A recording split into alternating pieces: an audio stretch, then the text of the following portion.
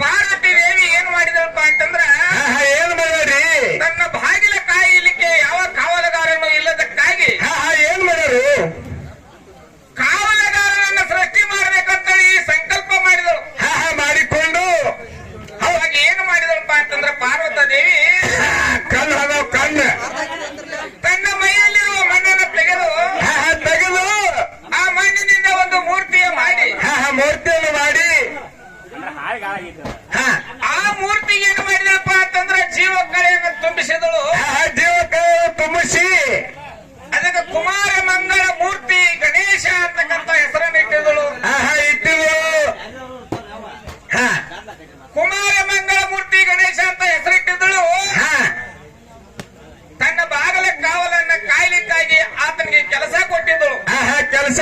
ಮಾಡ್ತಿದ್ರು ಮುಂದೆ ಯಾರು ಬಂದ್ರು ನನ್ನ ಅಪ್ಪನೇ ಇಲ್ಲದ ಮನಿ ಒಳಗೆ ಬಿಡಬೇಡ ಅಂತ ಅಪ್ಪನೇ ಕೂಡ ನೀಡಿದಳು.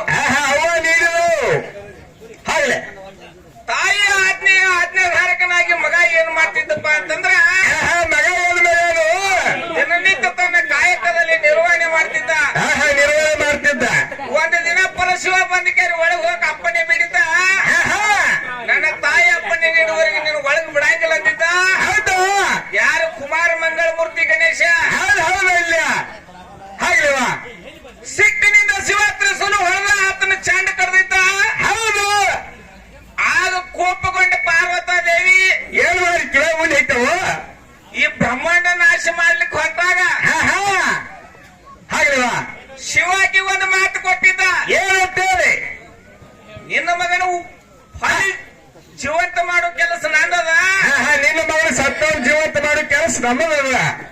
ಅದಕ್ಕೆ ಒಂದು ವ್ಯವಸ್ಥೆ ಮಾಡ್ತಾನೆ, ನಿನ್ನ ಕೋಪ ಶಾಂತ ಆಗ್ಲಿ ಅಂತ ಹೇಳಿದ್ದ. ಅವಾಗ ಉತ್ತರ ದಿಕ್ಕಿನಿಂದ ಒಂದು ಆಣಿ ಚೆಂಡ ತಂದು ಈ ಗಣಪತಿ ಈ ಕುಮಾರ ಗಣೇಶ್ ಹಚ್ಚಿದ್ರು. ಹೌದು ಹಾಗಲ್ವಾ ಇಲ್ಲಿಂದ ಚಾಲು ಆತ್ ನೋಡ್ರಿ ಇದು ಗಣಪತಿ ಕತೆ. ಹೆಂಗ ಆಣಿ ಚೆಂಡ ಹಚ್ಚಿದ್ದಕ್ಕಾಗಿ ಹೌದು ಏನಂದಾರೆ ಇವಾಗ ಅದಕ್ಕೆ ಗಜಾನನ ಅಂತ ಹೆಸರು ಬಂತು. ಹೌದು ಮಳವ್ ಸಂಡಿ ಮಾಡಿಕೊಂಡ ಹಾಗೇವ ಶಿವ ತನ್ನ ಗಣಗಳ ಮೇಲೆ ಅಧಿಪತಿಯನ್ನಾಗಿ ಮಾಡಿದ. ಅವಾಗ ಅದ ಕುಮಾರ ಗಣೇಶನಿಗೆ ಗಣಪತಿ ಅಂತ ಹೆಸರು ಬಂತು. ಹೌದು ಹಾಗಲೇ ಭೂದೇವಿ ಈ ಕುಮಾರ ಗಣೇಶನಿಗೆ ಇಲಿಯನ್ನು ವಾಹನವಾಗಿ ಕೊಟ್ಟಳು. ಕೊಟ್ಟು ಹಾಗಲೇ ಅವಾಗ ಅದೇ ಕುಮಾರ ಗಣೇಶನಿಗೆ ಮೂಷಿಕ ವಾಹನ ಅಂತ ಹೆಸರು ಬಂತು. ಹೌದು ಹೌದು ಆತನಿಗೆ ಲಡ್ಡು ಬಹಳ ಪ್ರಿಯ ಆಗಿದ್ರಿಂದ ಹೌದು ಅವನಿಗೆ ಮೋದಕ ಪ್ರಿಯ ಅಂತ ಹೆಸರು ಬಂತು. ಹಾಗಲೇ ಮುಂದೆ ಪರಶುರಾಮನಿಗೆ ಈತನಿಗೆ ಯುದ್ಧ ನಡೆದಾಗ ಪರಶುರಾಮ ಒಂದು ದಂತಭಂಗ ಮಾಡಿದ. ಹೌದು ಅವಾಗಿದ್ದ ಕುಮಾರ ಗಣೇಶನಿಗೆ ಏಕದಂತ ಅಂತ ಹೆಸರು ಬಂತು. ಏನು ಹುಡುಗರು ಬುಕ್ಕತ್ತಿರುವಾಕತ್ರಪ್ಪ ಇವ್ರ ಮುಂದೆ ಶಿವ ಪಾರ್ವತಿ ಗಣೇಶನಿಗೆ ಮದುವೆ ಮಾಡ್ಯಾರ. ಮಾಡ್ಯಾರ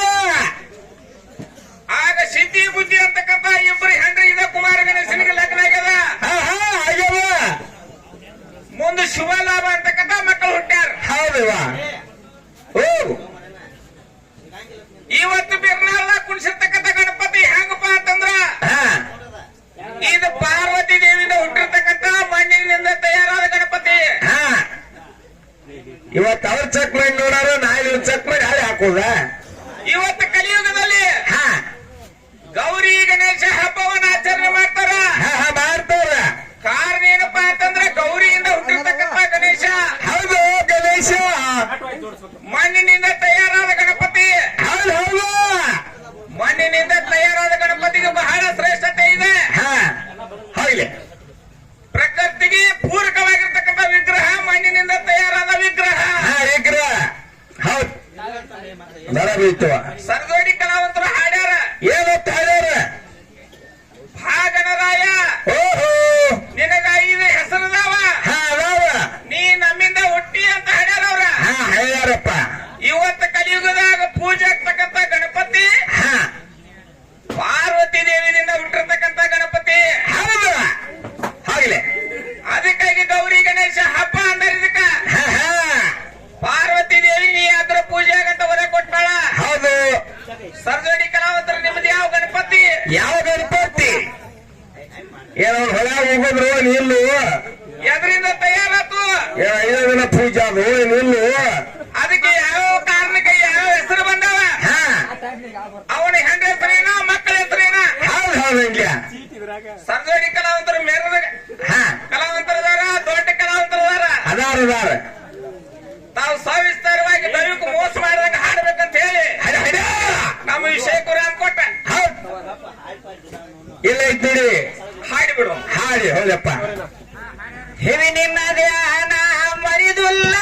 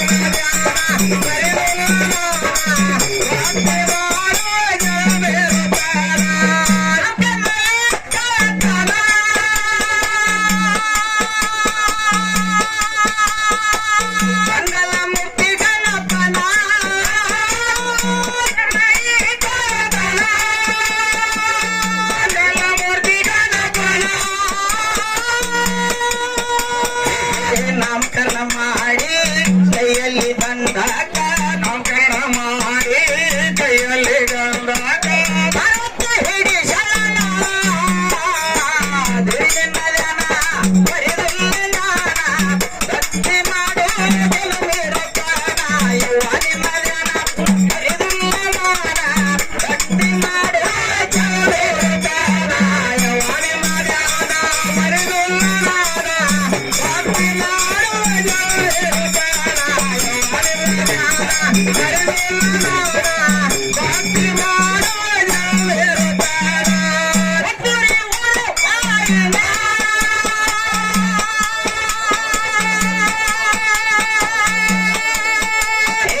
ಲಕ್ಷ್ಮೀ ದೇವಿ ನಯನ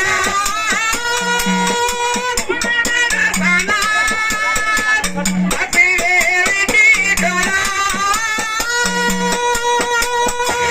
ಮಾಡಿ ಶರಣ ಭಗದ ಪದಗಳನ ಮಾಡಿ ಶರಣ ಭಗದ ಪದಗಳನ ಮಾಡಿ ಶರಣ ಭಗದ ಪದಗಳನ ಮಾಡಿ ಶರಣ ಭಗದ ಪದಗಳನ ನುಡಿಯಲ್ಲಿ ಬಂದಾನೆನಲ್ಲ ಹಿರಿಯರನ್ನು ತಿಳಿದೆ ನುಡಿಯಲ್ಲಿ ಬಂದಾನೆನಲ್ಲ ಹಿರಿಯರನ್ನು ಭಕ್ತಿ ಮಾಡೋ